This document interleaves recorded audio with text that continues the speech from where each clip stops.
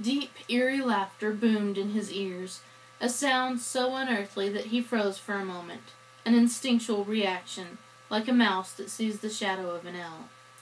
He shivered and shook himself, hoping there would not be much of that. The sounds were becoming more discordant, but the soft voice still whispered underneath all the noise. But now he was sensing that so too did the other voice. The one that had laughed also kept up a monologue under all the other sounds. None of the words it said were coherent, maybe another language, but it was there the whole time. He tried to block it out. An image of darkness and flickering flames flashed through his mind, but he shut it out before it could form. The sounds varied in strength. The road rose and fell in gradual dips as it wound through the countryside. At the heights the sound was weakest, sometimes fading completely. At the low points it was strongest. It was in one of those low points that a woman screamed. A distinctive and ululating sound, one that he could never forget.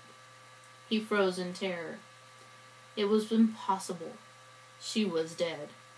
The sound did not repeat, and he continued on. "What the hell are you doing?" Amanda's voice demanded in his ear. He fumbled the radio out of his pocket. "No! No, no, no, no, no, no, no!" His dead wife's voice was filled with desperation. She was pleading now. He turned the knob. "How could you, you bastard!" He turned the knob. She whimpered, a sad, pathetic noise. He turned the power switch off. For a moment there was silence. Then the static tuned back in and the voices continued. "What drivel," drawled Edgar's voice. "You can't possibly expect me to accept something so weak for this magazine. I would be laughed out of a job. If you want to pawn crap like this off, pawn it to someone else." Daniel screamed in rage and ripped open the battery compartment.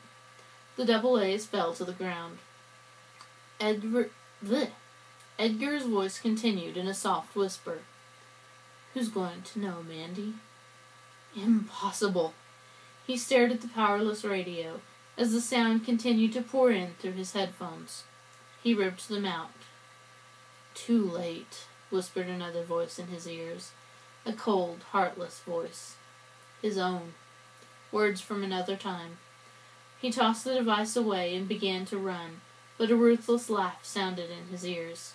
He shuddered and ran. The cacophony of sounds followed him. He ran, doing his best to ignore the voices. Amanda's voice whispered sweetly in his ear. "We'll be together forever, won't we, baby?" The image of them curled up in a hotel room the night after their wedding surfaced in his mind. Her long red hair fanned out across the pillow as he took her for the first time. She had been a virgin, and she leaned up and whispered in his ear.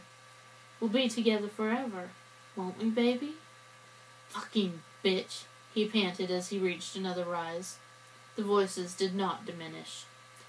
"Siriethna talne komas forazne desnerov tale." The deep voice which had laughed broke through. With certainty he knew that voice came from nothing human. The voice, completely alien, spurned his terror to a still deeper level. He pushed for more speed. "Only the wicked." "We are waiting for you," chimed another voice. He stumbled and pushed himself harder. His breath was burning in his chest, and his heart beat a staccato rap against his chest. "Really now, who's going to know, Mandy?" Edgar's voice breathed in a whisper. Unbidden, an image rose in his mind, captured by the tiny nanny cam he had purchased for the nursery shortly after the birth of their first child. He had set it up for a test run before he showed it to Amanda. Edgar ran his fingers through his wife's hair, wrapped an arm around her and pulled her to the floor.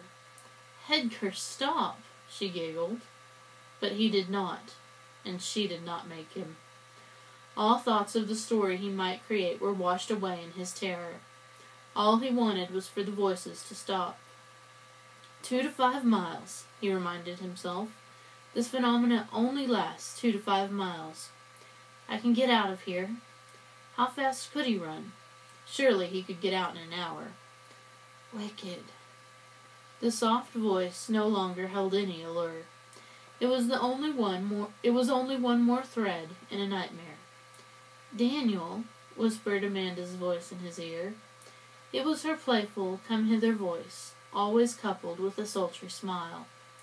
How fast could he run? Tirioth Nesmek Rulatain, came the deep voice. Top athletes could run a mile in 4, maybe 5 minutes. The average person, 10 to 15. A work of poetic beauty. His turn of phrase is masterful. Blah, blah, crap, crap. I must say the critics really love you, old buddy.